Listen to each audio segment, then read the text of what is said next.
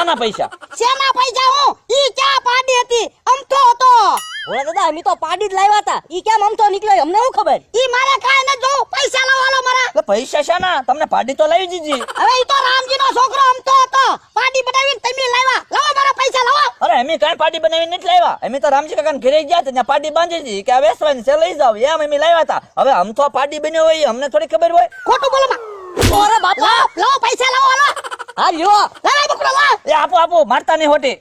હાલો તો લા પૈસા રાખ તો હવે ક્યાં જવાના તમે ભાગો મમરાબા ભાગો.